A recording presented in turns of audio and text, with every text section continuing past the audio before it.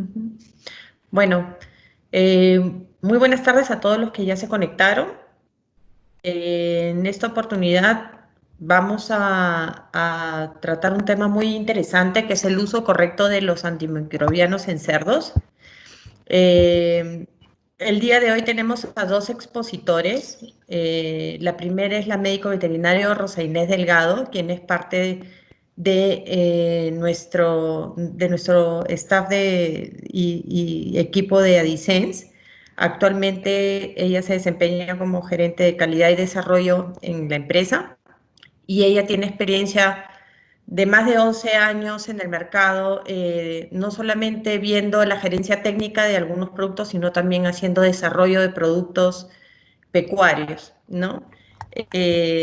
Rosa Inés también cuenta es auditora líder para todo lo que es sistemas de calidad de ISO y, como repito, ella es médico veterinario de profesión de la Universidad de San Marcos. El tema que ella nos tratará el día de hoy y la primera presentación será de ella, son las consideraciones importantes en la calidad de antimicrobianos, ¿no?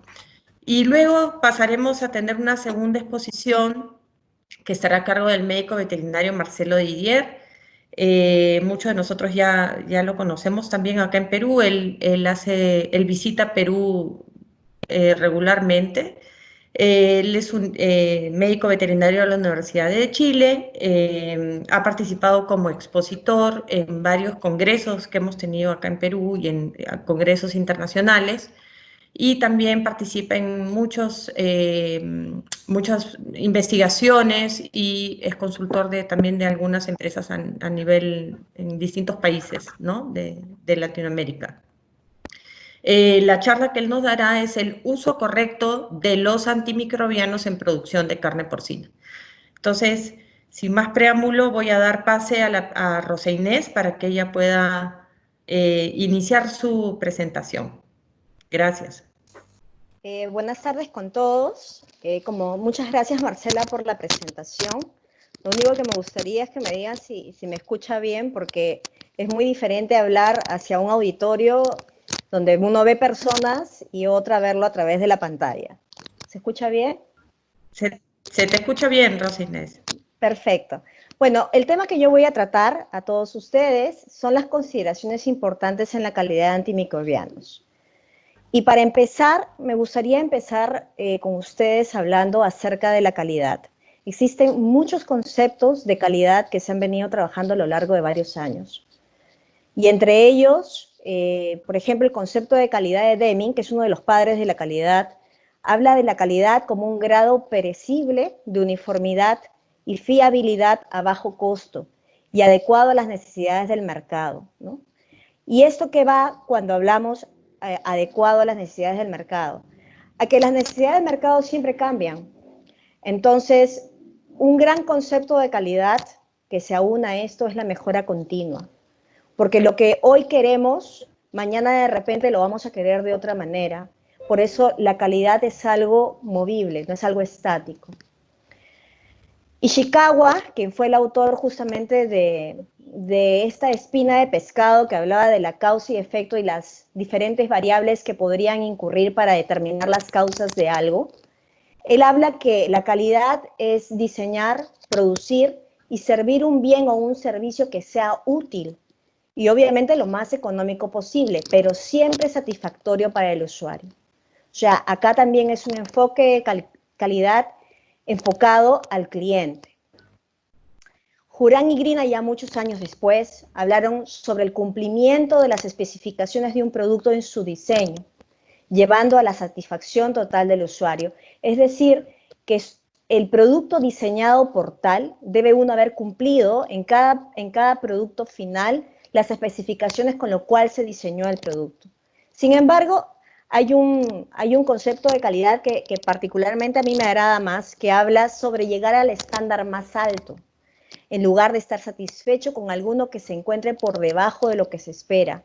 Y obviamente que se espera que cumpla las expectativas. Y esto va porque como hablamos, siempre la calidad va a sumar en el producto final que nosotros queremos. No debemos verlo como como un gasto, sino como parte de un proceso. ¿Y qué hacemos para llegar a la calidad? Bueno, debemos tener en cuenta que para contar con calidad en los productos, no podemos olvidar que existen reglas o normas que en su conjunto deben ponerse en práctica durante todas y cada una de las etapas de fabricación. ¿Para qué? Para asegurar que los medicamentos cumplan con las especificaciones de producto. Y esto no es otra cosa que las buenas prácticas de manufactura, ¿no?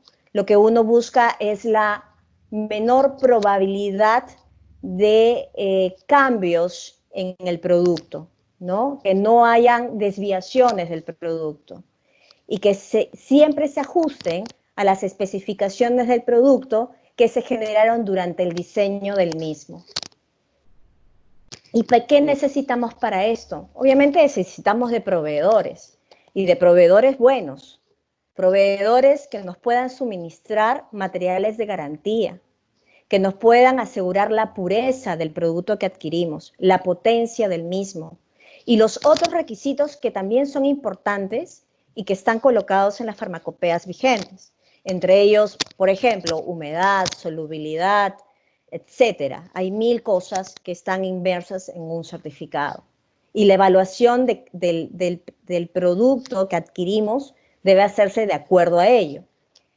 Lo otro que también necesitamos, obviamente, son las plantas, ¿no? Las plantas que mezclan estas materias primas o las transforman y que deben hacerlo siguiendo las buenas prácticas de manufactura que hablábamos anteriormente.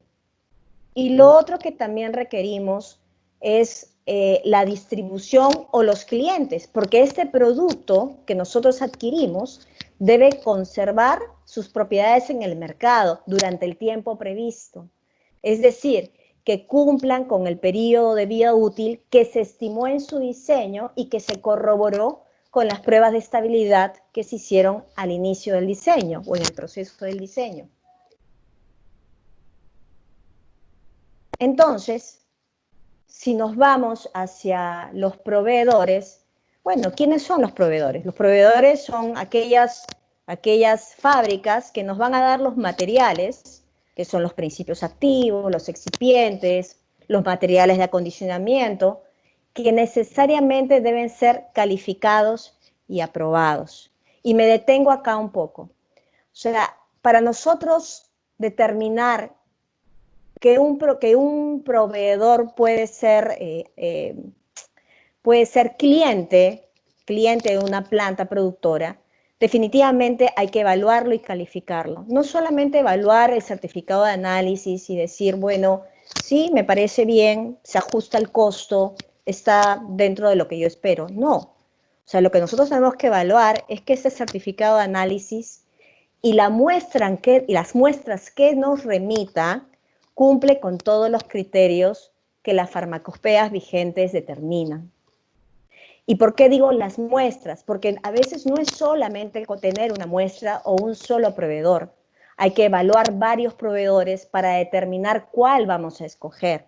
Entre varios caracteres que podemos decir desde precio, tiempo de entrega, calidad del producto, fluidez o cuál de las especificaciones, además de las mencionadas en su certificado de análisis, es importante para nosotros. Una vez que nosotros hacemos esto, lo colocamos en un listado de proveedores calificados y aprobados y se van reevaluando en el tiempo. ¿Y qué vamos a hacer con los materiales que estos proveedores calificados nos entreguen? Obviamente recepcionarlos, colocar estos materiales en una cuarentena, no los vamos a utilizar inmediatamente, porque ya a pesar que nosotros hemos calificado y aprobado el proveedor, cada lote enviado de cada material debe ser analizado bajo los esquemas de control de calidad, que es decir, evaluar la potencia, evaluar la pureza y evaluar todas las especificaciones que se terminan en el certificado de análisis. Una vez que esto ocurre, hay dos caminos: o se almacena en el lugar de productos o materias primas aprobadas, o se almacena en el lugar que todo almacén debe tener, que es un área de rechazo. Y esto es importante porque de acuerdo a eso vamos a tener la fiabilidad de que la materia prima utilizada es correcta y que no va a ser una variable que determine diferencias en el producto final. Y acá venimos a otra parte muy importante, de todo proceso productivo, no solamente del que fabrica un medicamento, sino también del que fabrica un alimento, en fin, varias cosas, incluso el que trabaja, y más aún el que trabaja dentro de una empresa productora, que es el personal. El personal es esta herramienta tan rica, tan buena, pero que a la vez es variable. Y lo que tenemos que hacer para generar productos es evitar la variabilidad. ¿Cómo? Calificando al personal, evaluando su conocimiento y dándole todas las herramientas para que pueda producir de acuerdo a lo que nosotros estimamos como empresa. Hacerle conocer sus responsabilidades y funciones. ¿Para qué sirve el producto? ¿Por qué lo vamos a usar? ¿No? ¿Cuáles son las normas que tenemos que tener en cuenta para fabricar el producto y que no haya desviaciones? Porque toda esta consecución de hechos nos va a llevar a una calidad del producto que fabricamos. Por eso, aquí cuenta la organización, la experiencia, la calificación, el entrenamiento constante que lleva el personal, la higiene y salud, desde el solamente hecho de saberse colocar un implemento protector de seguridad, ¿no? Desde el solamente hecho que sepa que antes de entrar a un área controlada, pues o se ducha o se cambia de vestimenta, dependiendo del caso. Y eso es importante, porque finalmente esto va a determinar que no hayan variabilidades del personal que generen alguna variabilidad del producto terminado. Y acá pasamos a las instalaciones. Nosotros tenemos que tener instalaciones apropiadas para producir. Por eso se diseñan y se construyen y se mantienen de forma conveniente para las operaciones que se van a realizar. Por eso las plantas productoras deben tener áreas donde haya un flujo de producción, ¿no? Desde el momento que tenemos un área de recepción, un almacén de materias primas, un área de fabricación con su consiguiente área de dispensación, ¿no? Y las diferentes áreas del departamento de calidad, hasta que finalmente llegamos al almacén de productos terminados y la zona de despacho. ¿Qué hacemos con esto? Minimizamos riesgos, permitimos la limpieza y el mantenimiento, ¿no? Y que sea efectivo. Evitamos contaminaciones cruzadas, algo que hoy es más importante que antes, por lo menos en nuestro sector. Estamos en un momento en que el mundo está unido para trabajar por la lucha contra la resistencia antimicrobiana. Y es tan importante esto de las contaminaciones cruzadas, porque si el día de mañana queremos garantizar que el producto no lleve trazas de un medicamento, pues también tenemos que tener en cuenta que el producto que utilizamos o que adquirimos para poder entregar a los animales, no tenga restos de un antibiótico que quizás no estaba pensado en ese momento. Estas instalaciones deben ser capaces de evitar la acumulación de polvo en general o cualquier efecto negativo sobre la calidad. Por eso debe tener un espacio, un diseño, áreas de mantenimiento, seguridad, zona de almacenes, zona de producción, zona de control de calidad, zonas auxiliares, servicios, y lo que vamos implementando en función justamente a construir unas instalaciones apropiadas, ¿no? Finalmente, estas áreas que mencionamos son importantes para garantizar la calidad de un producto. Y si hablamos de maquinarias, bueno, cuando hablamos de maquinarias o equipos, son aquellos que se utilizan en una planta y que deben ser sometidos a un proceso de mantenimiento para que puedan cumplir el cometido por el cual se adquirieron, ¿no? Se revisan periódicamente, se establece un programa de mantenimiento preventivo, preestablecido, ¿no? Se calibran los equipos o los instrumentos. Todo instrumento de medición debe ser calibrado. Todo instrumento, toda máquina que se va a utilizar y que va a dar la factibilidad de una especificación debe ser calificado. Y adicionalmente debe mantenerse una data histórica de las revisiones y los cambios realizados en las maquinarias para justamente estimar los tiempos de cambio. Ninguna máquina es eterna, ningún equipo es eterno.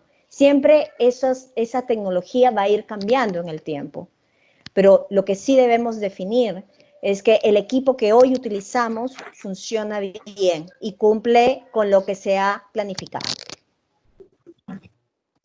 Y otro tema que es importante cuando hablamos de calidad es la documentación. A ninguna de nosotros nos gusta llenarnos de papeles, absolutamente a nadie. Sin embargo, una buena documentación va a constituir una parte fundamental del sistema de garantía de calidad. La documentación escrita, sea en una computadora o sea en un documento, va a evitar los errores propios de la comunicación oral y va a permitir que se siga la historia de los lotes. Eso nos va a permitir mantener una trazabilidad del producto fabricado en el tiempo. Por eso los documentos van a constar de varios elementos, desde las especificaciones, la fórmula maestra, el dossier de fabricación y acondicionado, los protocolos, los procedimientos escritos, los registros, incluso documentos que nos determinen que el equipo está limpio, que la máquina está en uso, que la zona está en proceso de limpieza, que la zona está apta para la fabricación. Todo esto nos va a determinar cuando nosotros armemos todo el dossier de fabricación de ese lote fabricado, que todos los parámetros se cumplieron.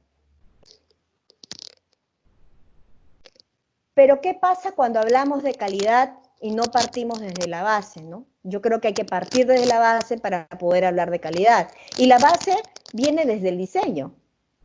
El diseño, por ejemplo, si estamos hablando, como en esta ocasión, sobre antibióticos, cuando hablamos del diseño de un antibiótico, en primer lugar debemos ver e investigar las posibles combinaciones, si es que vamos a usar combinaciones, o la droga que vamos a utilizar como una monodroga. Pongamos el caso de que vamos a utilizar una combinación antibiótica. Esa combinación antibiótica es sinérgica, quiere decir que ambos utilizados juntos van a actuar sobre un mismo sitio de acción y van a actuar de una manera eficaz. De repente su acción es aditiva, actúa en diferentes sitios de acción y la cobertura y el espectro es mayor. Esa combinación, por más bonita que la veamos, ¿es eficaz? Esa combinación es permitida. Hoy hablamos de RAM, ¿es permitida esa combinación? Entonces, si vamos al siguiente paso, hablamos de elección de proveedores, que ya lo hemos conversado. La formulación de contratipos cuando hacemos un diseño. Usamos el contratipo A, el B y el C. Veamos cuál va caminando en el tiempo en función a la estabilidad acelerada que le vamos a hacer, a la prueba de inocuidad y eficacia que le vamos a hacer, a la prueba comercial que podemos hacer, y finalmente el registro en el ente regulador, SENASA, SANIPES, DIGESA, todas las entidades que regulan estos productos. Y seguimos adelante. Si hablamos de evaluación, como hablamos, y selección y calificación de proveedores, definitivamente tenemos que evaluar los certificados de análisis, pero no quedarnos ahí, sino analizar las muestras y analizar el lote adquirido de materia prima a la llegada. Y aquí me detengo un poquitito. Sucede que a veces los certificados de análisis vienen mínimo 98%. ¿No? Entonces, de potencia. Y nosotros decimos, tiene 98%. Entonces, como dice mínimo, lo coloco sobre 98. No analicé ese lote. ¿Y qué pasa si el producto vino al 95%? A la hora que yo formulo, fabrico, lo vendo a un cliente, probablemente el cliente tenga un producto subdosificado. Y eso va a ir justamente en contra del beneficio que queríamos lograr para esos animales tratados. Cada lote que se importa, cada lote de materia prima debe ser evaluado y no se evalúa una sola vez, porque las materias primas por lo general duran entre 3 y 5 años. Ese es el tiempo que dura generalmente una materia prima de acuerdo al certificado de análisis. Entonces yo lo evalúo a la llegada, al año 1, y luego no lo evalúo al año 5 si me quedé con sobrestock. No, tengo que reevaluarlo. Hago mi plan de reevaluación. Y voy corrigiendo la potencia en mi fórmula para yo estar 100% segura que si yo dije, formulé y produje un producto que decía 10%, hay 10%, no hay 8%. Entonces, no podemos fiarnos del papel, porque el papel nos puede decir mucho, sí, claro, pero no nos dice todo, finalmente es papel. Entonces tenemos que asegurarnos que lo que el papel dice se cumple. Y si no se cumple, porque de repente se cumple no en contra nuestra, sino a favor. De repente no estaba el 98 y está el 99.5. ¿Y yo qué estoy haciendo? Perdiendo dinero. O de repente sobredosificando y causando un problema al final. Por eso es importante tener en cuenta esto, tanto de la parte del productor de productos veterinarios, como también de la parte del cliente que compra un producto veterinario. Cada producto que compra debe contar con un certificado de análisis que determine que ese producto ha sido evaluado por el productor. De esta manera podemos tener un papel que nos dice, bueno, este producto pasó la prueba de control de calidad en buena hora. No quedarnos solamente en recepcionar la guía o la factura, sino también recepcionar la hoja de seguridad, recepcionar el certificado de análisis, recepcionar la hoja técnica. Bueno, paso a lo siguiente, buenas prácticas de almacenamiento. Eso va para el que produce y también para el que recibe el producto final.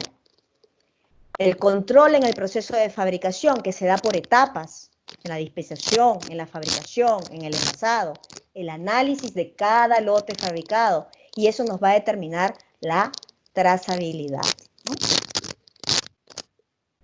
Y si hablamos de un flujo de producción convencional de una empresa que trabaje en control de calidad, hablamos que desde el ingreso de la materia prima, control de calidad, perdón mi puntero, voy a cambiarlo más bonito, desde aquí.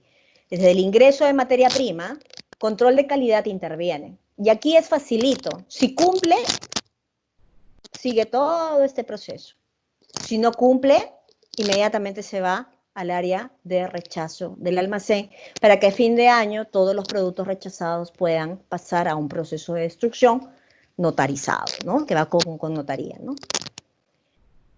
Y si el control de calidad determina que la materia prima ingresada cumple con la especificación, excelente, pasa al área de almacén, para luego pasar con una orden de fabricación, la cantidad deseada, la tambora, al área de dispensación. Aquí también interviene el control de calidad.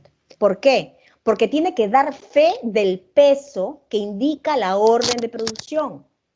Porque estamos hablando de un personal operario que va a estar vigilado por un responsable de producción y a la vez un responsable de calidad que tiene que verificar y firmar el documento que la dispensación fue dada correctamente. De aquí pasa a fabricación. En fabricación también interviene el control de calidad, simplemente como un control en proceso, para asegurarnos que los tiempos, por ejemplo, de mezclado o los momentos de adición se han dado de la manera tal cual fue diseñado. Luego, en el envasado, también entra el control de calidad, porque tiene que ser el control de pesos. Si nosotros decimos que estamos embolsando 20 kilos, pues son 20 kilos. No son más de 20 kilos. Siempre hay un rango, pero es un rango mínimo de diferencia.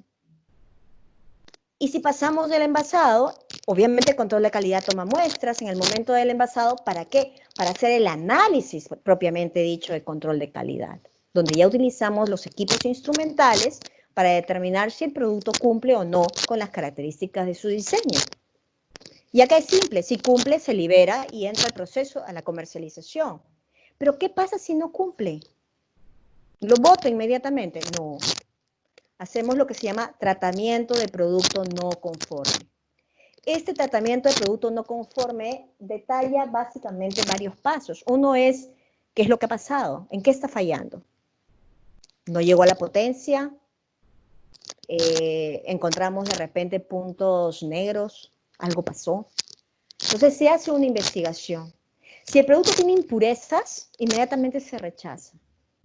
En cambio, si el producto probablemente ha tenido o no llegó a la potencia, de repente por una deficiencia de mezclado, ¿no? Algo que se determina en la investigación puede pasar a lo que llamamos un reproceso, ¿no? Que nuevamente pasa por este mecanismo hacia el área de control de calidad. Si cumple, se libera. Si vuelve a dejar de cumplir, inmediatamente pasa al área de rechazo. Esto nos garantiza que el producto que sale de una empresa productora es confiable, ¿no? Porque tiene que seguir un proceso y evaluación para determinar justamente esta confiabilidad. Y eso es algo que básicamente con esto concluyo, y de repente ha sido un tema un poco engorroso, pero creo que nos sirve a todos de ayuda, que la calidad está en todos lados, ¿no? Desde el productor de materias primas al productor de productos ya más elaborados, hasta el productor de carnes también le facilita, que finalmente cuando hay calidad, bueno, los costos disminuyen, ¿no? Hay menos reprocesos, menos demoras, menos desperdicios, más tiempo disponible, mejor uso de recursos. Obviamente la productividad mejora, se es más competitivo, tenemos mejor calidad a precios más bajos, porque obviamente vamos a tener menos reprocesos. La empresa se va a mantener y va a crecer en el mercado, se mejora la situación empresarial en general, se proporcionan más y mejores puestos de trabajo. Y eso se retribuye en que la satisfacción del trabajador aumenta, es más motivado, más participativo, más comprometido. No va a querer irse fácilmente hacia otro lado. ¿Y esto qué hace? Que la calidad mejore aún más y nos beneficia a todos, absolutamente a todos. Hay algo que tenemos que tener en cuenta, que la calidad no es un gasto, es parte de un proceso, y un proceso que nos va a beneficiar a todos nosotros. Y con esto acabo. De verdad que agradezco mucho, mucho su atención. Espero no haberlos aburrido y quedo atenta para las preguntas finales. Gracias, Rosa Inés. Ahora vamos a pasar a tener la charla de Marcelo. No sé, Marcelo, si estás preparado. Ya se puede ver, Marcelo. Gracias. Ya. Ok. Estamos con algunos problemas tecnológicos. Marcela, muchas gracias. Espero que en esta oportunidad podamos ver algunos temas que son de gran importancia hoy día en la producción porcina mundial, y de una u otra manera aquellos países que quieran entrar en el tema de la exportación sí o sí van a tener que entrar en esta temática. En el día de hoy vamos a ver algunos conceptos en One Health, que es una sola salud, cómo los ven hoy día los consumidores al consumo de la carne, los programas nacionales o los planes nacionales de resistencia antimicrobiano desarrollados ya por Naciones Unidas a nivel de la Organización Mundial de la Salud, como así también como la OIE o la FAO. Vamos también a conversar algo sobre uso racional y prudente de antimicrobianos. Vamos a armar lo que es las bases del tratamiento antimicrobiano, y quiero mostrar algunas situaciones que veo con cierta frecuencia en los distintos países en Latinoamérica. Con respecto al One Health, es un concepto que se viene trabajando ya desde hace algunos años, de hablar de una sola salud. ¿Y eso qué significa? Que no solamente estamos hablando de lo que es la salud animal, la salud de la población humana, sino que también la salud del medio ambiente. O sea, hoy se considera un análisis mucho más integral de lo que normalmente estábamos acostumbrados a hablar de salud, y hablábamos cada tema por separado. Hoy lo hablamos como un solo paquete de salud humana, salud animal y salud ambiental. Aquí hay un tema que es extremadamente importante, que es cómo nos ve el consumidor. Por eso que quise colocar como título el uso racional o prudente de lo antimicrobiano en la producción de carne porcina. Nosotros producimos carne porcina, nosotros nos producimos cerdo. nosotros producimos carne porcina y por lo tanto es interesante saber cómo nos ve ese consumidor, que hoy día hay distintos tipos de consumidores. Aquí quise traer un ejemplo.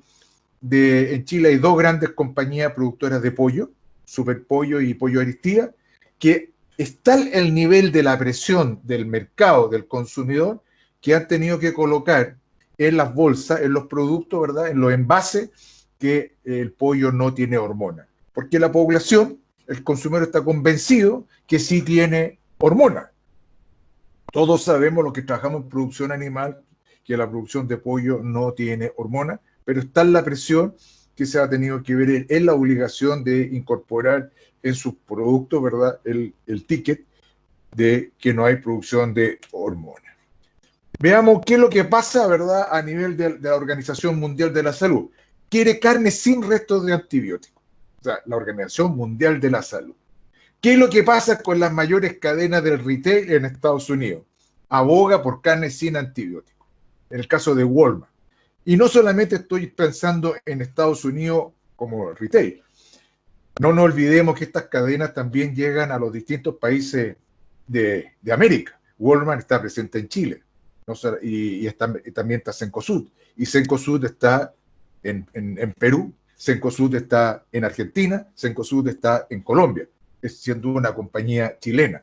Por lo tanto, esa compañía, ese retail, ese supermercado de la carne, no quiere correr ningún riesgo de que sus clientes el día de mañana consuman carne o en las carnes se tome una muestra y aparezcan residuos de antibióticos. Esa es una situación extremadamente importante que se está dando hoy día. Aquí tengo otro dato de octubre del 2018. Estamos hablando hace menos de 2 años. De 25 cadenas de comida rápida en Estados Unidos, solamente 2 cadenas cumplieron con los requisitos de no exceso de antibióticos. El resto, todo incumplió. Entonces, el gran consumo de hamburguesa hoy día en el mundo es muy, muy importante. Hoy día los jóvenes, los niños, los infantes y los adolescentes, como también el joven adulto, está con un gran consumo de hamburguesa y no quieren consumir efectivamente carnes con problemas. ¿Qué es lo que pasa a nivel de las cadenas de noticias? Vemos en el caso de CNN, en panorama mundial, la mayoría de las cadenas de hamburguesas reprueba el informe anual de antibióticos. Reprueban carne de res por seguir abusando de antibióticos. ¿Tienen antibióticos las carnes que consumimos? ¿Las carnes que consumimos es seguro? Diga lo que diga la cuenta de Twitter de las Naciones Unidas, y no tienen antibióticos. O sea, hay un tema a nivel del consumidor que está afectando enormemente el consumo de la carne. Nuevamente encontramos otras informaciones con respecto al consumo de antibióticos. Burger King anuncia que solo se va a abastecer de pollos criados sin antibióticos en enero del 2017. O sea, esta es una situación de las carnes que viene para quedarse. En Europa y en los países que están en el tema de la exportación es así. O sea, ya no hay un cambio atrás. ¿Qué es lo que se publica hoy día en las grandes revistas? Newsweek, en el Time o el USA News. Lo mismo, el concepto de los antibióticos en las carnes. Y ese es un tema que efectivamente es de alta preocupación. ¿Cuál es la imagen? Esta es la imagen, ¿verdad? Un trozo de carne, ¿verdad? Con inyecciones que se supone que son antibióticos, pero parece más bien una fiesta. Pero esa es la imagen que se está produciendo, ¿verdad? Detener el abuso de antibióticos en la producción de carne vacuna, porcina y de ave, que origina bacterias peligrosas. Eso es lo que le queda al público, al consumidor común y corriente que nosotros nos encontramos en el día a día. Y por eso que en Chile hemos tenido que llegar al extremo en la producción avícola a colocar en las bolsas, ¿verdad?, que no tiene hormonas. Chile también es un país exportador muy importante, primero o segundo lugar en producción mundial de salmón. Estamos en la misma situación.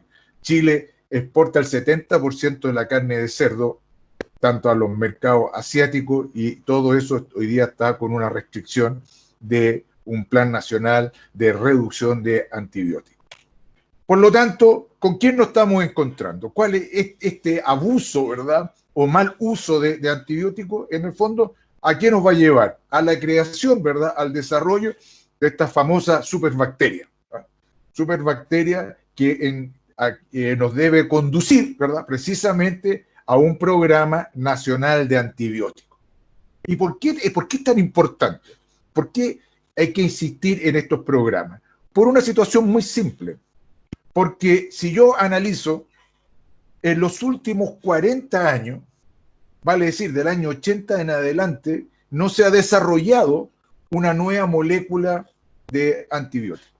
Vale, en otras palabras, lo que estoy diciendo es que llevamos 40 años sin una nueva molécula.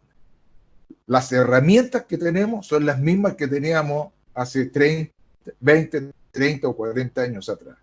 Por eso que es extremadamente importante evitar el desarrollo de estas bacterias que efectivamente son resistentes y causan una alta mortalidad. ¿Y cuáles son estas bacterias? Estas superbacterias, en el fondo, son más letales, ¿verdad?, que el cáncer.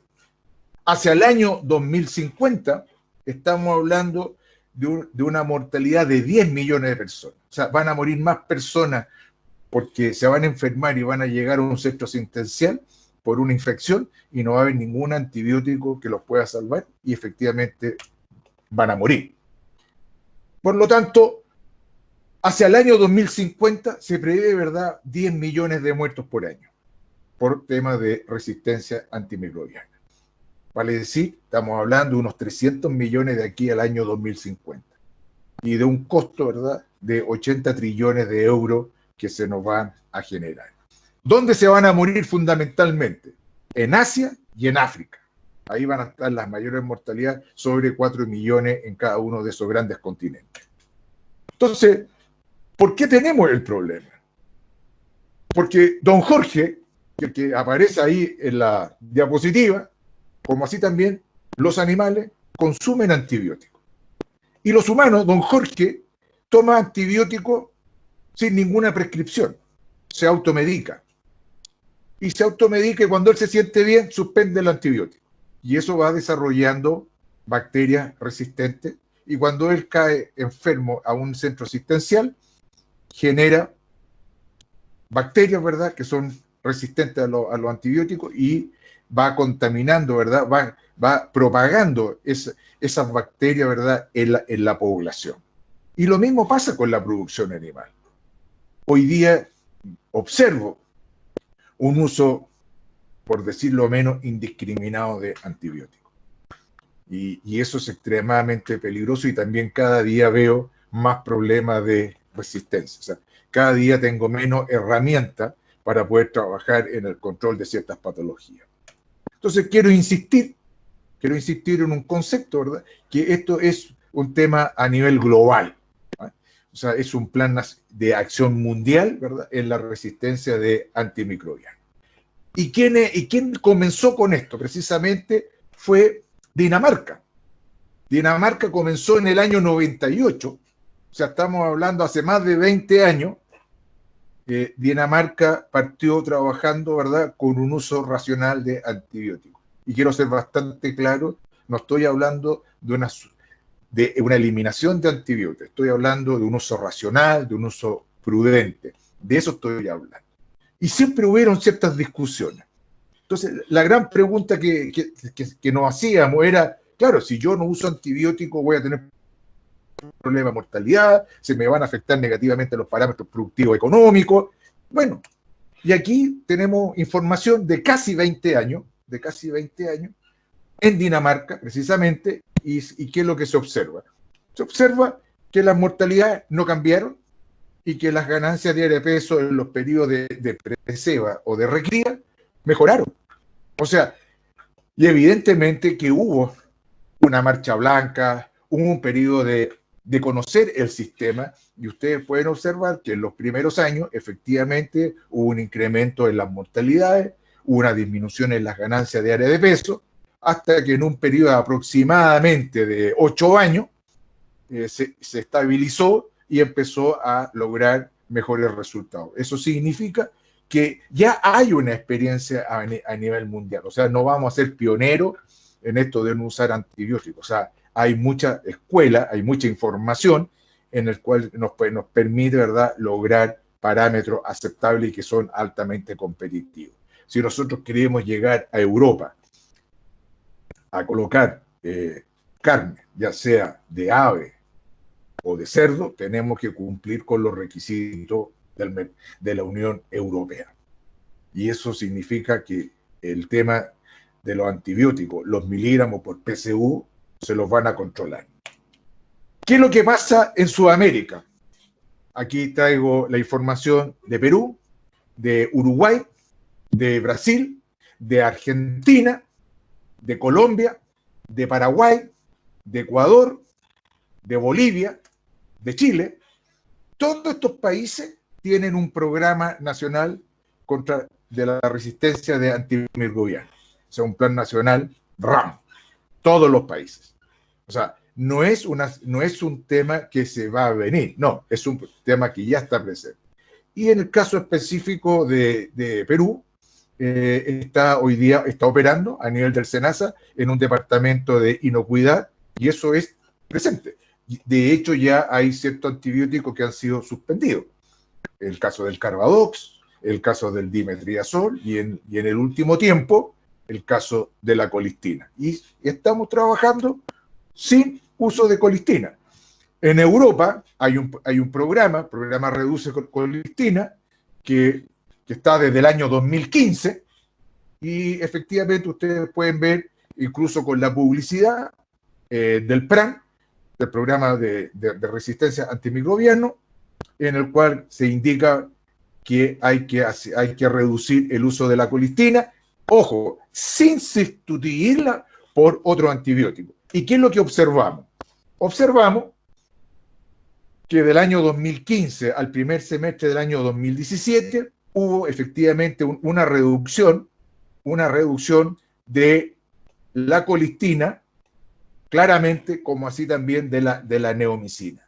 O sea, no significó, y eso hay que dejarlo claro, que al no haber colistina yo busqué la alternativa de la neomicina y de la abramicina. No, nos fuimos en un trabajo de reducir efectivamente el uso del antibiótico, precisamente para disminuir las situaciones de la resistencia. Y aquí vamos a colocar algunos ejemplos. Aquí hay un trabajo, ¿verdad?, de prevalencia, de resistencia de colifecal, tanto en poblaciones de producción animal, de pavo, de cerdo, como también de poblaciones humanas. Y observamos, ¿verdad?, que el 31% hay resistencia a las tetraciclinas en las poblaciones humanas. Y las tetraciclinas son resistentes en el caso de los pavos entre el 58 y el 82%, y en los cerdos entre un 47 y un 100%. O sea, hay un tema que no es menor. Quiero mostrar otros ejemplos. En el caso de Streptococcus suis, asociado hoy día muy frecuente en la producción mundial, el caso de Streptococcus suis, más asociado también a la presencia del cuadro de Pierce. Y vemos claramente, ¿verdad?, un 93% de resistencia al caso de la espectinomicina, un 68% a la oxitetraciclina, un 56% de resistencia a la norfloxacina. O sea, seguimos con problemas cada vez más de resistencia. Veamos qué es lo que nos pasa con respecto a Actinobacillus pleuropneumoniae. Nuevamente, 99% de resistencia a lincomicina, 90% de resistencia a streptomicina, 85% de resistencia a tetraciclina y 49% resistencia a ampicilina. Lo mismo en otra patología del cuadro respiratorio, Pasteurella multósida. 90% resistencia a streptomicina, 60% de resistencia a lincomicina. O sea, estamos encontrando cada vez más problemas de resistencia. ¿Qué es lo que pasa en Colombia? Un ejemplo que es muy interesante. Aquí se tomaron muestras de fecas en los corrales, en los camiones, en la prefaena y en ganglio. Y encontramos resistencia a la tilmicosina en un 74%, a las tetraciclinas en un 93%, a la sedación de sulfa en un 25%. O sea, estamos encontrando el florfenicol a un 33%. O sea, estamos encontrando cada día más resistencia a los antimicrobianos. Vuelvo a repetir, en los últimos 40 años no hemos desarrollado a nivel mundial nuevas moléculas de antibióticos. Entonces, ¿qué es lo que tenemos que hacer? Efectivamente, tenemos que ir hacia precisamente un uso racional y prudente de antibióticos. ¿Y qué es lo que observamos? A nivel global, ¿verdad? Encontramos 1.000 millones de toneladas de antibióticos en la producción animal y 350 millones de toneladas de antibióticos para uso humano. O sea, de eso estamos hablando hoy día. ¿Qué es lo que pasa en Europa? En Europa vemos claramente desde el año 2010 hasta el año 2017 países que están sobre los 400 miligramos en PCU, países que están en los 200 y países que están casi por debajo de los 100. Hoy, 2019, Alemania, Francia, Italia están entre los 60 y los 150 miligramos por PCU. Entonces, quiero dejarlo claro, ¿verdad? Esta situación para que ustedes vean el número, porque después les quiero mostrar un ejemplo real que nos podemos encontrar en el día de mañana. ¿Dónde están estos mayores consumos de antibióticos? En la producción bovina, en la producción de ave y en la producción de cerdo. Ahí es donde tenemos los mayores consumos de antibióticos, siendo el cerdo el de mayor consumo de antibióticos porque también tiene una vida más larga en relación a la producción de ave. ¿Qué es lo que pasa en Brasil? En Brasil, los miligramos por PCU son promedio, ¿verdad? Tiene una media de 358. Pero cuidado, tenemos una variación entre 5 y 580 miligramos. O sea, también tenemos problemas en ciertas empresas. Aquí se analizaron 25 compañías en Brasil y se midieron 7 principios activos. Entonces la pregunta es, ¿cuáles son los antibióticos de mayor uso? ¿Las tetraciclinas? ¿Las penicilinas? ¿Las lincosamidas? ¿Las sulfonamidas? Esas son las moléculas, ¿verdad?, de mayor uso en la industria de producción animal. Por lo tanto, hay que tener presente este tema para ver cómo va a ser la estrategia que vamos a seguir hacia adelante. Entonces, ¿por qué vamos a hacer un uso prudente? Porque si en la charla anterior, en el conversatorio anterior, hablaron de las buenas prácticas de manufactura, nosotros hablamos de las buenas prácticas de producción. Y esta es una de las prácticas que nosotros tenemos que implementar.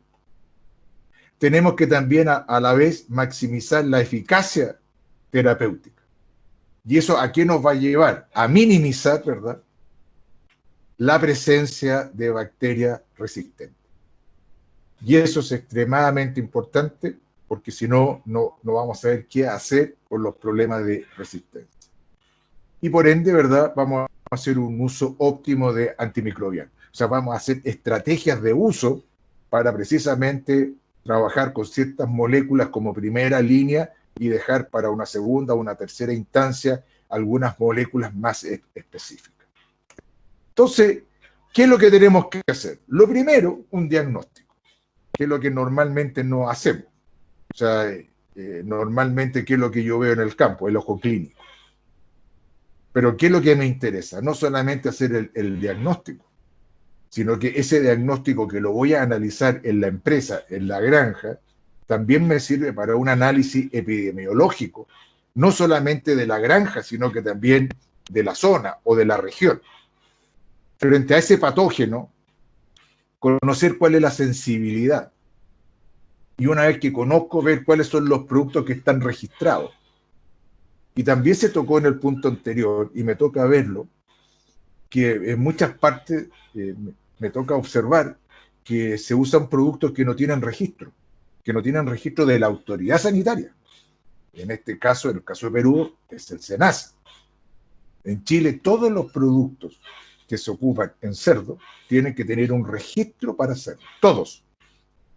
Si el Servicio Agrícola Ganadero me detecta en la granja un producto que no tiene un registro, hay un sumario sanitario. Sí o sí. O sea, no hay conversación. Entonces, hay una responsabilidad, porque como lo dijeron en el control de calidad, ¿quién me asegura que un producto que no tiene registro es lo que dice que es? Nadie, porque no tiene registro. Si tuviera registro, yo puedo tomar una muestra y contrachequear, y debiera decir lo que dice el registro. Pero como no hay registro, puede ser cualquier cosa. Por eso que insisto, y muy interesante la exposición anterior en ese sentido. La calidad, el papel aguanta mucho. Y por eso que muchas veces hemos llegado al absurdo de tener que aumentar en un 50, incluso en un 100% las dosis para controlar los problemas. Porque efectivamente no es lo que dice que es. Entonces también tengo que tener claro el manejo de la dosis, el tiempo de los tratamientos. Entonces todo este sistema en Europa se armó de tal manera que en el año 2014, o sea, estamos hablando hace 6 años atrás, los distintos antibióticos se ordenaron por categoría, de la categoría 1 a la categoría 3. En ese caso, de los antibióticos de la categoría 3, eran familias, ¿verdad?, de antibióticos que estaban prohibidos en el uso de la producción animal. Vale decir, solamente podíamos trabajar con categoría 1 y con categoría 2. Eso fue el año 2014. Lo importante es que no todos los antimicrobianos tienen la misma presión regulatoria. No todos tienen la misma. Entonces, de acuerdo a la norma, va a ser clasificado. En el año 2019, vale decir, el año pasado, cambia el concepto, ¿verdad?, la estructura, y esta categorización de número pasa a letra. Y tenemos de la letra A a la letra D. Disculpe. La letra A son antibióticos que no se pueden usar en producción animal. Son de uso exclusivo en medicina humana. Y no hay límites máximos de residuos en cerdo. No hay. Por lo tanto, no se puede usar. Por lo tanto, me queda la categoría B, C y D. ¿Y qué es lo que tengo que hacer? Partir precisamente por lo del grupo D. Vale decir, los antibióticos de la categoría D van a ser los primeros antibióticos, va a ser la primera línea de combate que voy a tener en el control de las patologías. Y aquí ustedes pueden ver dónde están los distintos antibióticos, categoría A, B, C y D. Nosotros podemos usar como primera línea de acción la categoría D, lo vamos a usar con cautela, que están indicados acá, y en general podríamos hablar de los aminopenicilina, del uso del grupo de las tetraciclinas, ciertos aminoglicósidos, sulfonamidas, penicilinas, son en general, estos son los del grupo D que nosotros podríamos utilizar en primera instancia.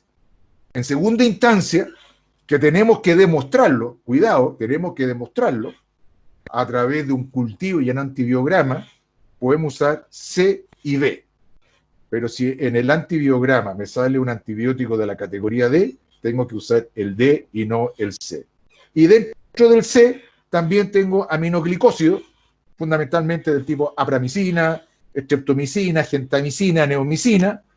Tengo anfenicole, el florfenicol, tengo las lincosamidas, la lincomicina, tengo macrólidos como la espiramicina, la tilosina, la tilvalocina, la tulatromicina, y de las pleuromutilina tengo la tiamulina. Ahí es donde yo tengo el gran uso de los antibióticos.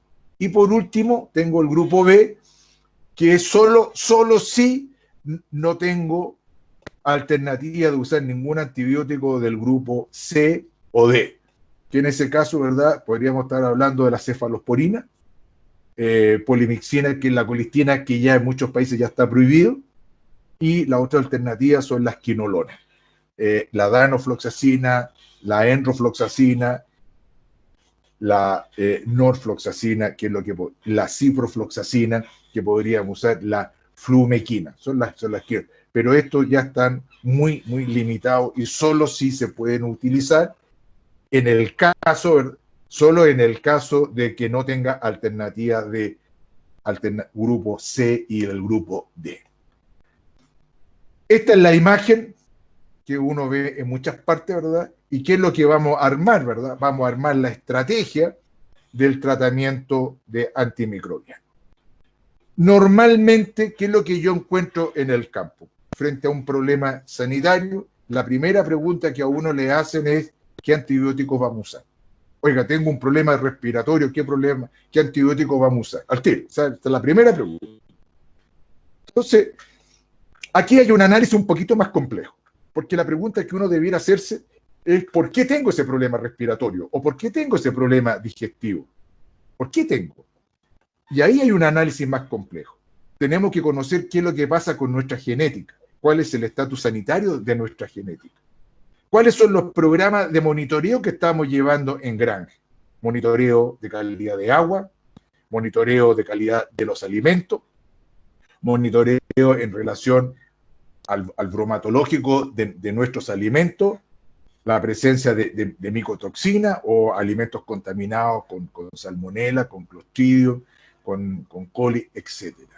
¿Qué es lo que pasa con los flujos de animales? Y no solamente qué pasa con los flujos de animales, sino qué pasa con los flujos del personal, cómo se mueve el personal. ¿Cuál es nuestra auditoría en la bioseguridad externa y en la bioseguridad interna? En relación al personal, ¿cuál es el entrenamiento? ¿Cuál es el tiempo de rotación? ¿Cuáles son las competencias que tiene nuestro personal? Y desde allí, de todo ese análisis de espina de pescado, vamos a pasar precisamente a un manejo de la salud.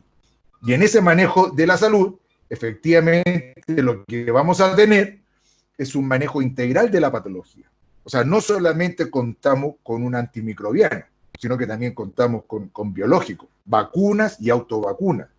Contamos con los factores de riesgo de la presencia de la patología. O sea, todo eso nos va a hacer llevar a un manejo correcto de la enfermedad y al control de ella. Y tener muy presente que cada día más nos van a colocar restricciones en el uso de los antimicrobianos.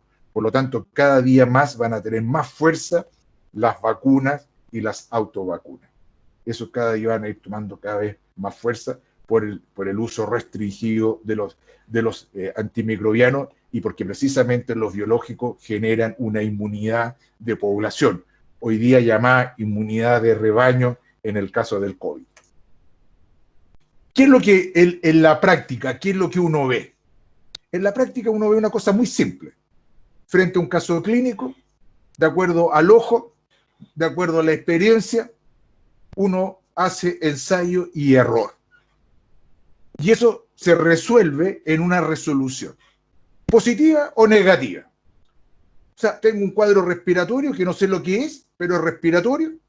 Y, oye, yo creo que tal antibiótico va a funcionar. Bueno, coloco el antibiótico. Pero nunca sé de qué se trata. Hoy día, ese sistema cambia. Y cambia precisamente a una etapa distinta. Y aquí es donde vamos a tener que acostumbrarnos a trabajar con un apoyo de laboratorio de diagnóstico. O sea, en este caso, ¿verdad? Frente a un problema respiratorio o digestivo o reproductivo, vamos a tomar una muestra. La vamos a mandar al laboratorio, vamos a hacer un cultivo con un antibiograma. Vamos a ver la sensibilidad. Y vamos a poder seleccionar el antimicrobiano. Con toda esa estructura vamos, en definitiva, a llegar a una resolución que en relación al primer caso clínico, evidentemente que es de mayor efectividad y de mayor seguridad. Eso, la práctica así me lo indica. O sea, muchas veces el caso clínico del ojo no es lo que pensamos, y cuando tomamos muestras nos encontramos con una situación distinta a la que pensábamos originalmente, y la resolución final es a través del apoyo de laboratorio. Pero aquí tenemos un tema, y que también fue planteado precisamente en la exposición anterior. Dentro de los antibióticos tenemos antibióticos y bacteriostáticos. Y yo no puedo mezclar los bactericidas con los bacteriostáticos. Yo puedo mezclar una amoxicilina con una colistina, no tengo problema. Pero no puedo mezclar una amoxicilina con una tetraciclina o con una sulfanamida. Pero sí puedo mezclar una tetraciclina con una sulfanamida. Entonces tengo que tener cuidado en la estrategia del uso del antimicrobiano, de usar antibióticos, ya sea bactericida o bacteriostático. Hoy, a nivel de Europa, la tendencia es usar un solo antibiótico. Un solo antibiótico. O sea, me toca muchas veces en granjas ver, en una misma dieta, ver 3 antibióticos, incluso 4 antibióticos. Y de esos 3 o 4 antibióticos, a lo menos 2 actúan sobre el mismo patógeno. Entonces, vuelvo a repetir, eso se va a terminar en la medida que la autoridad sanitaria nos ve a colocar ciertas líneas de conducta. Por lo tanto, quiero insistir, ¿verdad?, en el diagnóstico, quiero insistir en las reacciones adversas que nos podemos encontrar con el antibiótico. En el caso del florfenicol vemos que tratamiento de más de 7 días hace cursar con cuadro digestivo, con inflamaciones de la zona perianal. En algunos casos las sobredosis producen abortos en las madres. Tengo que tener muy claro los tiempos de resguardo, los tiempos de espera. Cada día va a ser más importante. Y un tema que muchas veces no lo analizamos, que es el costo del tratamiento. O sea, frente a una respuesta del laboratorio con antimicrobianos, yo tengo que saber, primero, usar los del grupo D. Primero. Dentro del grupo D, tengo que ver cuál es el costo, ya sea del litro medicado, de agua medicada, o sea el kilo de alimento medicado. Tengo que saber que hay un tema de costo. Por lo tanto, quiero insistir en una situación que la veo compleja. Normalmente en las fichas técnicas de los laboratorios hablan de ppm. Desde hace mucho tiempo eso ya no se usa de miligramos por kilogramo de peso día. O sea, eso es lo que se hace hoy día. Tengo que ver cuál es la frecuencia de administración. La duración del tratamiento. Tampoco existe estos tratamientos desde que se desteta el cerdo hasta que se vende. Eso ya no existe. Por lo tanto, vamos a tener que empezar a acostumbrarnos a armar estrategias específicas. Y la vía de administración. Generalmente son por vía oral, ya sea en el agua de bebida o en el alimento. Cada día está tomando más fuerza el tratamiento por agua de bebida. Cada día más. Es más rápido, es más efectivo.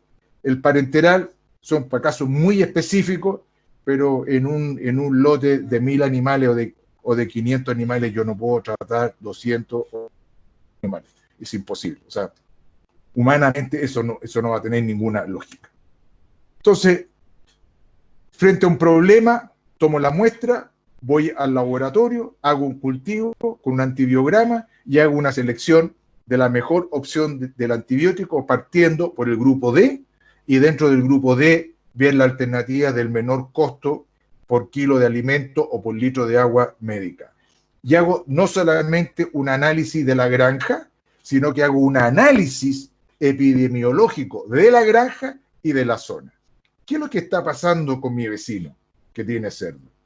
Tiene un estreptococo.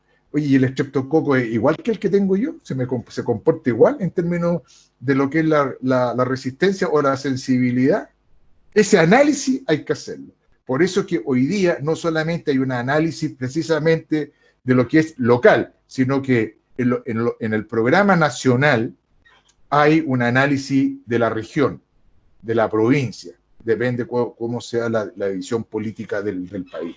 Pero esa base de datos me va a ayudar el día de mañana a tomar una buena decisión. Aquí quise colocar ejemplos. ¿Y por qué los coloco? Ya sea para cuadro digestivo, cuadro respiratorio o cuadro sistémico o múltiple, o mixto que se llama. Primero, en los antibiogramas tienen que colocar el grupo D, sí o sí. En la misma placa que se va a hacer el antibiograma, coloco los antibióticos del grupo D, más posteriormente del grupo C y lo del grupo B. ¿Y por qué lo planteo? Porque me es muy frecuente encontrar en los antibiogramas, porque veo que hay una desconexión entre el laboratorio de diagnóstico y la granja. Me toca muchas veces ver en un examen, ¿verdad?, un estreptococo que salió sensible a amoxicilina con ácido clavulónico. Bueno, si en cerdo no existe el ácido clavulónico, no hay. O sensible a la eritromicina, tampoco hay eritromicina en cerdo. Entonces, ¿de qué me sirve ese informe? Perdí un sensidisco. También, segundo escenario, hago un análisis histórico de una bacteria, un actinobacilo, y me doy cuenta que cada vez colocaron sensidiscos de distintos antibióticos. O sea, no hay una lógica, por lo tanto no puedo rever qué es lo que está pasando en el tiempo con la amoxicilina en un cuadro, ¿verdad?, respiratorio. Porque solamente de 10 muestras o de 20 muestras que hemos enviado, solamente en 2 casos se colocó como antibiótico la amoxicilina. Eso es lo que uno observa normalmente en el campo. O sea, hay una desconexión completa entre el laboratorio de diagnóstico y la producción animal. Entonces, aquí los quiero llevar. Quiero mostrar, ¿verdad?, algunas situaciones que normalmente yo observo y que me llaman enormemente la atención. Aquí quise colocar un primer ejemplo. Primer ejemplo, ¿verdad? Cerdo de la línea de reproducción, etapa de gestación y lactancia, un uso de una clortetraciclina a 400 ppm. Primero, una misma dosis para la gestación y para la lactancia. Tener claro, ¿verdad? Tener muy claro que el consumo de alimento en la gestación es completamente distinto al de la lactancia. O sea, eso ya me hace pensar que voy a tener temas distintos. Y cuando yo observo la cantidad de miligramos que está consumiendo esa hembra, son completamente distintos. Y no solamente distintos, sino que están por debajo de la dosis que se debiera utilizar. O sea, en el caso de la clortetraciclina, en el ganado reproductor a 400 ppm, en gestación y en lactancia, están por debajo de lo que yo debiera controlar, ya sea un complejo respiratorio porcino o ya sea un cuadro urogenital. O sea, aquí me muestra claramente que el manejo de clortetraciclina a nivel del ganado reproductor no es el correcto. Ese es un ejemplo que yo lo veo permanentemente. Quiero llevar otro ejemplo. En los casos de cerdo también de la línea comercial, en este caso, en la etapa de recría o de preceba, enfermedades del tipo de policerositis, ya sea enfermedad de Glasser, ¿verdad? O por un estreptococo. Tenemos uso permanente del antibiótico en las distintas dietas, tanto fase 1, fase 2 como fase 3. En las distintas dietas están usando lo mismo. ¿Y qué es lo que observamos? También una subdosificación del antibiótico en relación a la dosis que debiera ser. Por un lado. Por otro lado, vemos que los tratamientos con amoxicilina tienen que ser no más allá de unos 5 días. Y aquí estamos usando antibióticos normalmente entre los 20 y los 63 días. ¿Ah? O sea, estamos hablando de 42 días de tratamiento, cuando el tratamiento debiera ser 5 días. Eso es un ejemplo. Si yo analizo una etapa, llamemos fase 2, yo puedo observar que si yo tengo un consumo de alimento distinto, también se me va a producir una subdosificación del antibiótico. O sea, nuevamente veo que muchas veces en las granjas hacen los tratamientos en base al consumo teórico, no al consumo real. Y por eso es que aquí quise colocar el consumo, ejemplo, de consumo que uno observa a nivel de las granjas. Estos son datos reales. Por eso que quiero mostrar la subdosificación en todas las etapas y un uso indiscriminado desde los 21 hasta los 63 días, o sea, 42 días de amoxicilina, cuando solamente debiese ser durante 5 días. Ahí tienes un ejemplo. Aquí quiero colocar otro ejemplo en la engorda, en la ceba, de los 30 kilos a los 125 kilos, o sea, peso a la venta. Sistema de alimentación multifase con una dosificación de 100 ppm de tiamulina. ¿Y qué es lo que observamos? También nuevamente una subdosificación del antibiótico. Entonces, ¿cómo voy a controlar un cuadro, ya sea una disentería o una ileitis, cuadro digestivo, o una neumonía zoótica, cuando estoy subdosificando esta situación? Entonces, y aquí quiero hacer un punto clave, ¿verdad? Y lo quiero plantear por lo siguiente. Normalmente la gente en una granja está preocupado y ocupado de la muerte. Entonces, yo hago un ejercicio muy simple. Si yo tengo un lote de 1000 animales y se muere el 1%, se mueren 10 animales. O sea, por cada 1% se mueren 10 animales en un lote de 1000. Si esos animales pesan 100 kilos, o sea, tengo 1000 kilos de cerdo que no voy a vender. A $1.50 tengo $1.500. $1.500. Pero la gente no se da cuenta que el daño no está ahí. El daño está precisamente en una situación completamente distinta, que es la conversión de alimentos. Un animal, para tener los números claros, un animal en la engorda consume hoy día de 6 a 8 veces más alimento que en la recría. En la recría estamos en los 30, 35 kilos, depende a la edad y el peso que uno lo vaya a sacar. En la engorda depende de los pesos, sobre los 200 kilos. Si yo tengo un lote de 1000 animales que se come 200 kilos, y eso y voy solamente a mejorar la conversión de alimentos en una décima, son 20 kilos de alimentos que yo me voy a ahorrar.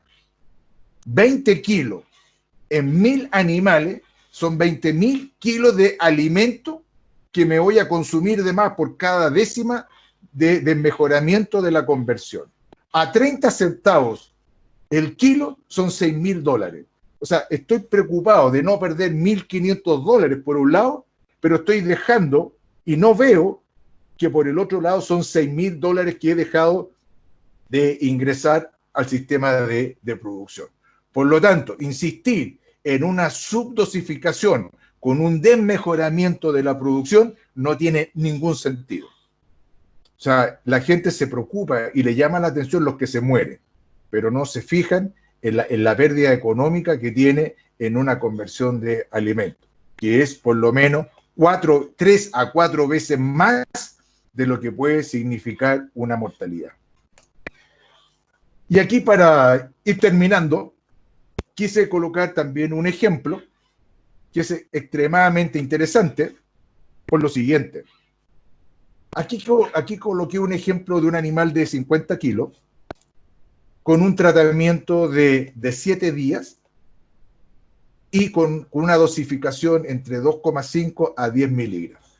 Lo que quiero mostrar acá es que un animal a una dosis de 2,5 miligramos, independiente si es florfenicol, ojo, se va a consumir, voy a gastar 875 miligramos por cerdo tratado. Pero en una dosis de 10 voy a gastar 3.500 miligramos. Y si utilizo un antibiótico de 20 miligramos por kilogramo de peso, me estoy gastando ya 7 gramos, 7.000 miligramos. Por eso que quiero insistir que cuando entremos en el Plan Nacional de Manejo de Antimicrobianos, todas estas variables vamos a tener que tenerlas presentes, y por eso es que es bueno empezar ya a prepararse para ir ya con un programa de determinar la cuantía. Yo creo que como primera medida sería muy importante que en cada granja se midiesen los miligramos por PCU, o sea, los miligramos de antibiótico que yo me consumo por unidad corregida de producción. Y de ahí empezar a armar una estrategia de una reducción de antibióticos. Entonces, quiero insistir en lo primero que yo mostré. La foto superior muestra, ¿verdad?, un mercado de carne en China.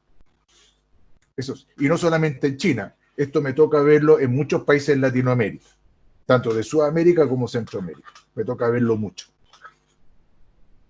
Abajo veo una pieza que está en una brasa. Entonces, insistir en un concepto. ¿Qué es lo que quiere el consumidor? ¿Una carne de calidad? ¿Una carne inocua? ¿Y una carne de bajo precio? Eso es lo que está pidiendo el mercado. En todas las carnes. Igual, en todas las carnes lo mismo. O sea, yo no quiero que vaya la dueña de casa a comprar y que cuando se consuma la carne, una de las personas del grupo familiar termine en un centro asistencial por una intoxicación. No quiero que cuando vaya a comprar salga un artículo en la prensa y diga que las carnes tienen antibióticos. Entonces, para dejarlo claro, el que no quiso cuando pudo, no podrá cuando quiera. Atentamente, la oportunidad. Eso es lo que yo quería plantear en el día de hoy. Muchas gracias y quedo a vuestra disposición para las consultas que ustedes estimen convenientes. Este es un trabajo largo que demora años, pero hay que empezarlo a hacer. ¿Ah? Así que hay que hacerlo ahora, no después. Así que, Marcela, quedo a tu disposición por si hay alguna pregunta, alguna consulta. Muchas gracias, Marcelo. Sí, muchas gracias también, Rosa Inés, por las presentaciones. Nos ha quedado, en realidad creo, bastante claro la importancia no solamente de la calidad de los productos, sino también de la importancia de la dosificación y la cuantificación de los miligramos por kilo de peso vivo, ¿no? Y las relaciones entre los antibióticos, que es importante hacerla, ¿no? Previo a tomar la decisión de algún tratamiento. Pero sí tenemos algunas preguntas. A ver, ¿cada cuánto tiempo se recomienda realizar un análisis de antibiograma en una granja? ¿Es cada vez que existe un problema sanitario o cuál es, ¿no? ¿Cada cuánto se recomiendan estos antibiogramas que mandamos a hacer a algún laboratorio? Ok. Lo primero que tenemos que tener claro es que tenemos que tener un plan de monitoreo. Un plan. Al igual como tenemos un plan de monitoreo con relación a la calidad de nuestras materias primas, al igual que lo tenemos en el plan de lo que es la calidad de las dietas, como es las micotoxinas, como es la calidad de agua, tanto físico, químico como bacteriológico, tenemos que tener un plan de monitoreo. Por lo tanto, en una granja también tenemos un plan de monitoreo fundamentalmente y en la práctica de estudios de serología o de ELISA o de algunos PCR. Eso es parte de un sistema. Entonces, la pregunta es la siguiente. ¿Cuál es el problema en la granja? Si yo, y voy a colocar un ejemplo cualquiera, si yo en la granja tengo un problema en la recría, voy a tomar la muestra y probablemente la muestra me salga que sea un estreptococo. Estoy poniendo un ejemplo. Entonces, la pregunta que uno tiene que hacerse es la siguiente. ¿Cuándo en la recría o en la engorda se mueren los cerdos? ¿A qué edad se mueren los cerdos? ¿Y de qué se mueren los cerdos? Los cerdos se mueren a la semana 9. Por lo tanto, si yo puedo aislar un estreptococo, o puedo correr una serología, o puedo correr un PCR para a hemófilo, y puedo determinar si es un hemófilo o es un estreptococo. Si es un hemófilo, yo puedo implementar un programa de vacuna, de antimicrobiano y de factores de riesgo. Si tengo un problema de estreptococo, en estreptococo no hay vacuna comercial. Por lo tanto, voy a tener que entrar a trabajar en los factores de riesgo de estreptococo. Por lo tanto, en la necropsia voy a ver ciertas lesiones y voy a implementar un diagnóstico con la toma de muestras y voy a implementar un tratamiento. Y voy a ver cómo cambia la mortalidad en esa semana 9. Aumentó la mortalidad, se mantuvo la mortalidad, bajó la mortalidad o se mantuvo la mortalidad, pero las lesiones ya no corresponden a una policerositis, corresponden a un cuadro de diarrea. O sea, tengo otro problema. Por lo tanto, yo diría que a lo menos 3 a 4 veces en el año nosotros debiéramos hacer un chequeo de qué es lo que pasa con la población. Ese es al igual como estamos haciendo chequeos cuatrimestrales o semestrales de serología, de ELISA o de PCR, y en algunos casos en más frecuente el control. En el caso del agua lo mismo. En el caso del agua hacemos normalmente 2 análisis en el agua en los cambios de estación. Pero yo diría que la frecuencia no puede ser más allá, sea unas 3 a 4 veces en el año, dependiendo de la intensidad. Probablemente, inicialmente, tengamos que hacer un chequeo más frecuente para ver efectivamente cómo son los resultados que estamos teniendo. Pero con un programa integral, y quiero insistir, no solo antibiótico, integral, debiera, con un diagnóstico correcto, bajar la mortalidad en la semana 9, que en el ejemplo que estamos conversando. Perfecto. Acá hay una pregunta relacionada que dice: ¿qué criterios debe tener el productor para el envío de las muestras, ¿no? Para realizar aislamiento y antibiograma? Ok. A ver, es que la pregunta es bien interesante y tiene 2 respuestas distintas. Lo más importante es que lo que uno va a mandar al laboratorio sea realmente representativo del problema que hay en la granja. Vale decir, si yo tengo un problema de policerositis, por favor no manden problemas de diarrea. Si yo tengo un problema de policerositis, por favor no manden cuadro de la engorda, porque la policerositis lo tengo a las 9 semanas. O sea, tengo que hacer foco en el problema. O sea, yo tengo un problema de policerositis a la semana 9 y tengo que tomar muestras de la semana 9. No puedo tomar muestras de la semana 20 porque no es el tema. Ese es un punto. El segundo punto es el trabajo con el laboratorio.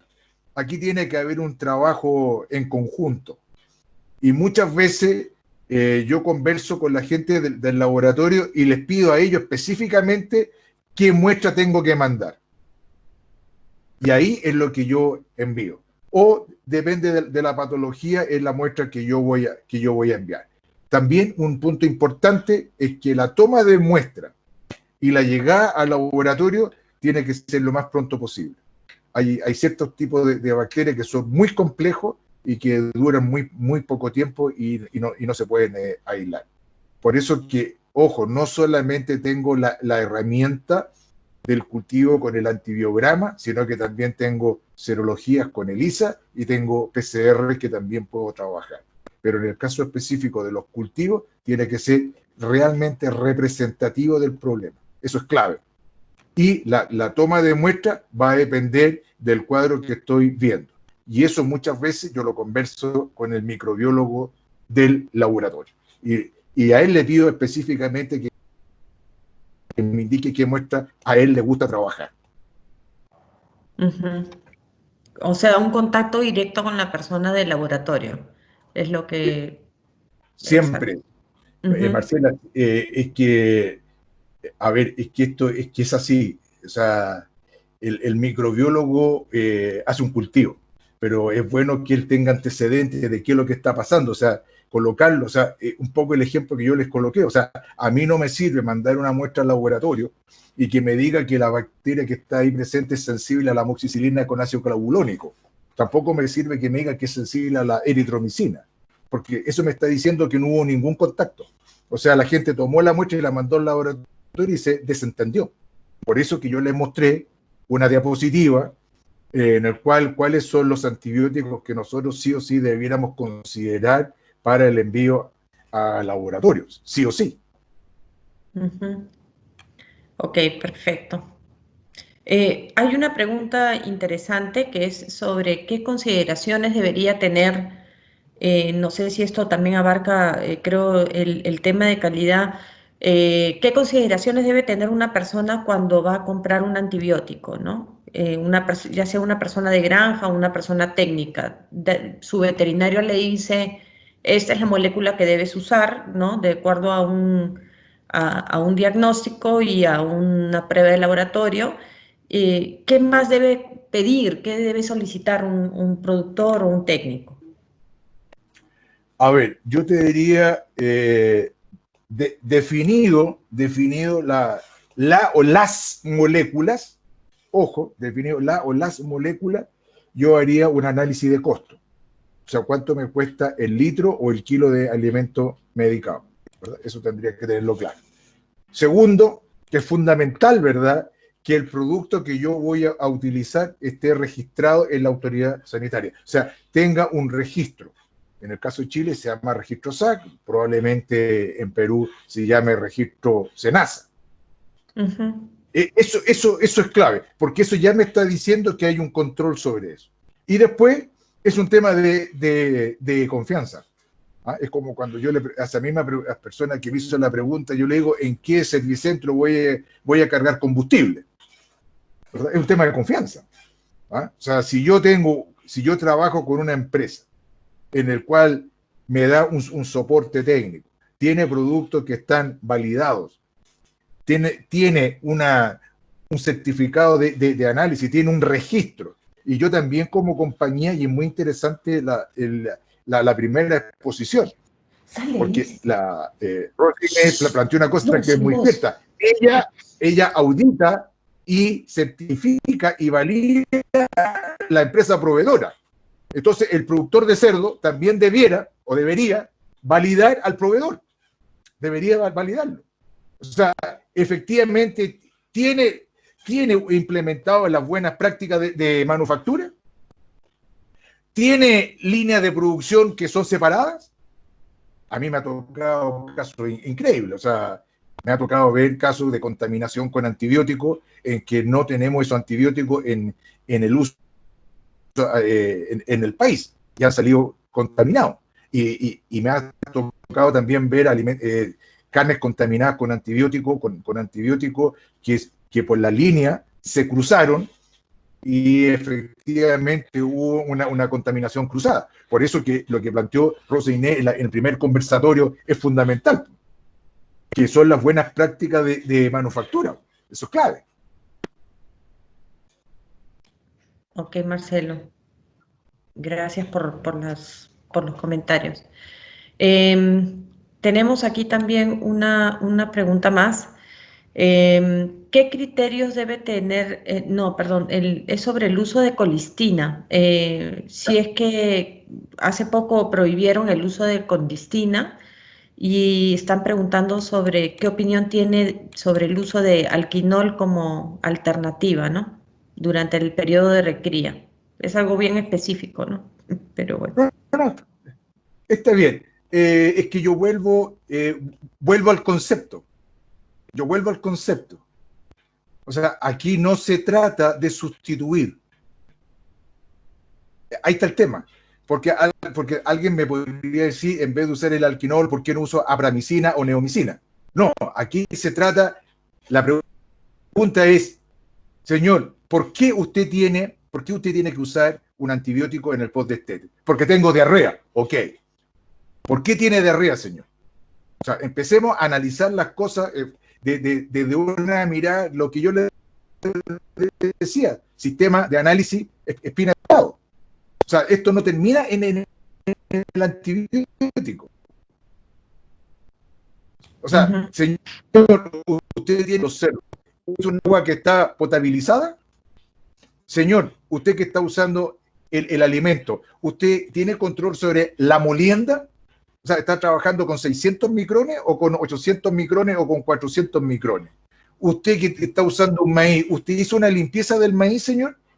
¿O llegó y usó el maíz? ¿Usted analizó la cantidad de micotoxina? ¿Hace cuánto tiempo usted no limpia la planta de alimentos? ¿Hace cuánto tiempo que usted no la sanitiza? Señor, ¿cuál es el protocolo que tiene usted en la sala de recría con respecto al vacío sanitario?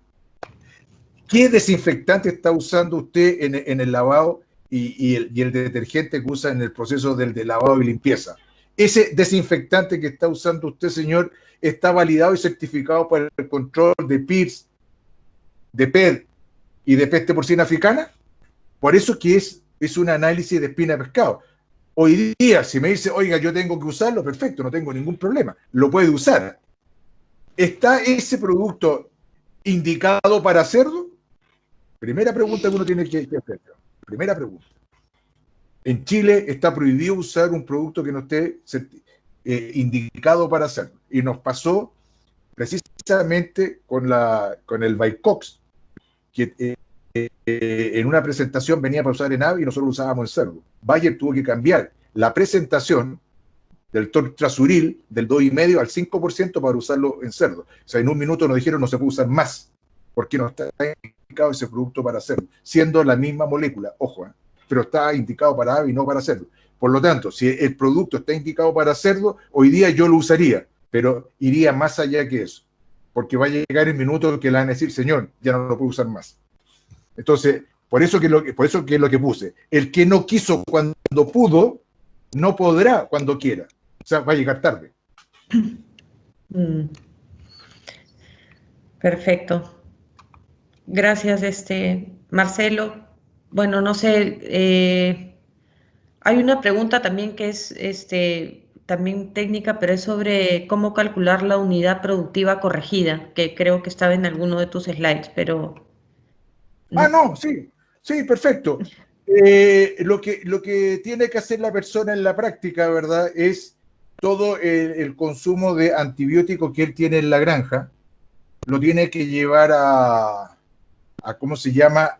A ver, él compra antibióticos de distintas concentraciones y todo tiene que llevarlo a antibiótico base. ¿Ah? O sea, si yo compro 2 kilos de un antibiótico al 20%, no son 2 kilos, son 400 gramos, porque ese es un producto que viene al 20% y compré 2 kilos. O sea, ahí tengo 400 gramos de antibiótico.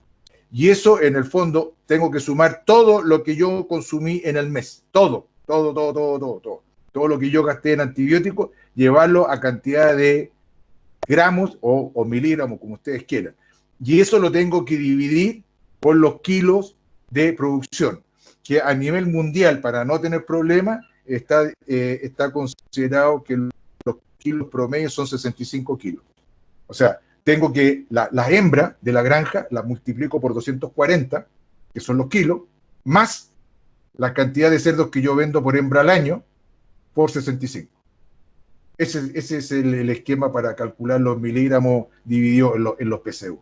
O sea, eso es la cantidad total de gramos de antibióticos, de todos los antibióticos que yo ocupo en la granja, dividido por los kilos. Y esos kilos corregidos son el número de madres, por decir, tengo 1000 madres por 240 kilos, tengo 240.000 kilos de madre. Ok, más. ¿Cuántos cerdos vendo por hembra al año? Vendo 30 cerdos por hembra al año. ¿Y cuántas madres tengo? 1000. O sea, tengo 30.000 cerdos que vendí por 65 kilos. La suma de los kilos de la hembra más los kilos de los comerciales se divide por los gramos de antibióticos. Y ahí sale los miligramos divididos por los PCU. Así es. Muchas gracias, Marcelo. Por eso que puse el ejemplo. Por eso que puse el ejemplo. O sea, frente a un problema, voy a tener que tomar la decisión de qué. O sea, no voy a poder usar antibióticos que se usen a dosis de 20 miligramos por kilogramo de peso, porque aquí ya me voy a comer 7 gramos. O sea, por eso voy a tener que empezar a trabajar con aquellas moléculas del grupo D, de bajo costo y de baja dosificación. Ojo, esa es la estrategia. Perfecto. Perfecto, muchas gracias. Gracias, Rosa Inés, muchas gracias, Marcelo. Creo que ha sido bastante complementaria la charla de ambos. Y bueno, resumiendo, queda claro bastante bien el tema de cuáles son las herramientas que nosotros tenemos para poder tomar la decisión de qué antibióticos utilizar. Los laboratorios son una pieza clave definitivamente y debemos tener más comunicación con ellos. También queda claro cuáles son algunos los documentos y algunos criterios que debemos tomar para el uso de antibióticos, no solo de manera general, ¿no? Para cerdos. Así es que de verdad ha sido bastante explicativo. Y el tema de la resistencia a antibióticos, que es algo que cada vez va llegando más a Perú, como bien dijiste, no es quitar los antibióticos de un día para otro, más bien hacer uso racional de los mismos y utilizar productos pues, que puedan certificar la calidad de los mismos también para no o sobredosificar y generar estos problemas de resistencia que, dicho sea de paso, ya hemos visto el sábado pasado, el 25 de julio, salió en el comercio también ya el tema de resistencia bacteriana en en un hospital acá en Perú, ¿no? Que fue algo que me llamó mucho la atención al abrir el periódico.